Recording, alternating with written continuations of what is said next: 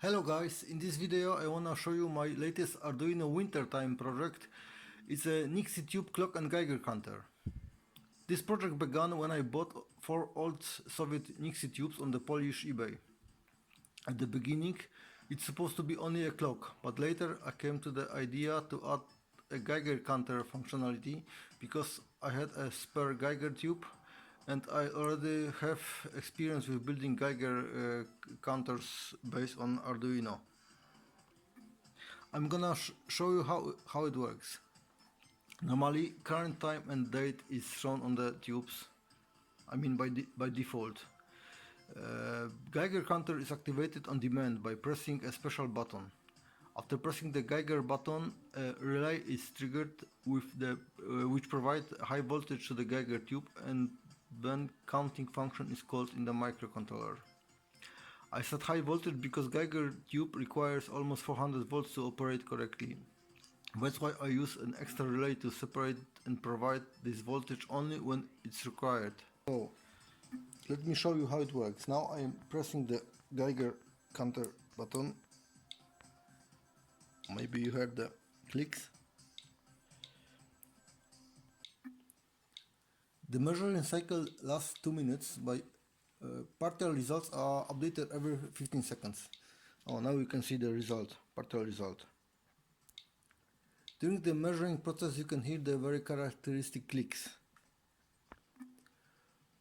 When the unstable radioactive atoms or nucleus decay, it produces radiation in form of particles.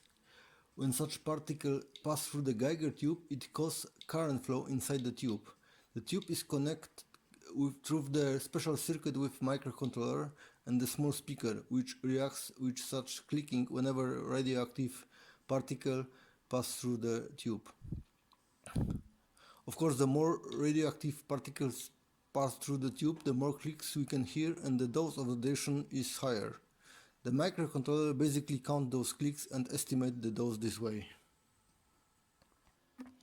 This is a normal background radiation, but now I'm gonna put close to the tube a little bit radioactive welding electrode. This electrode, here's the electrode.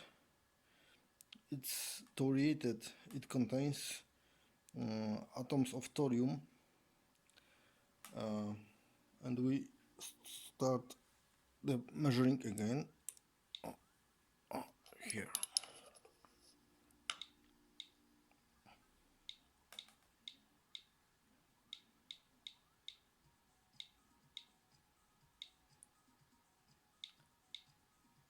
As you can see and maybe hear,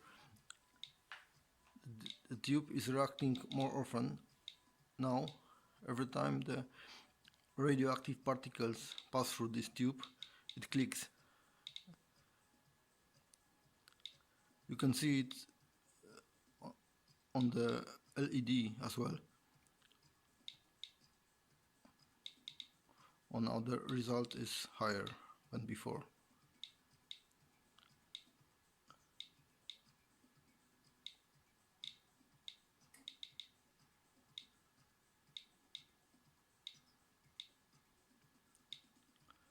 Okay. Oh, now the measuring time finish and the device switch into clock mode. At the end, maybe I will briefly describe the key parts. At first, the microcontroller. I use the ESP32 because it has enough GPIO pins and has a built-in Wi-Fi module, which was important to me because I use Wi-Fi to set the date and clock over the internet. Secondly, the Nixie tubes. I bought EN14 Soviet tubes. Next, Nixie drivers, each one for each tube. Driver allows us to control the tube. It could be done directly using only transistors, but the circuit would be much more complex. What's next? 2 shift registers, just to save the GPIOs from the microcontroller. Instead of writing direct to the Nixie driver, it would need extra 16 GPIOs. I use those two shift registers and wrote a sequence of bits in serial mode. Next, Geiger Miller tube. Is a quite popular old Soviet STS-5 tube from the time of Cold War, I guess. Very popular one. What's next? The real-time clock module with battery, of course. Besides that, there are many small parts such like transistors, resistors, potentiometer, LEDs, and inside there are also two voltage converters. One for the Nixie tube, 170 volts is required, and one for the Geiger tube. It requires almost 400 volts. So I guess that's all. Thanks for watching and have a nice time. Thanks.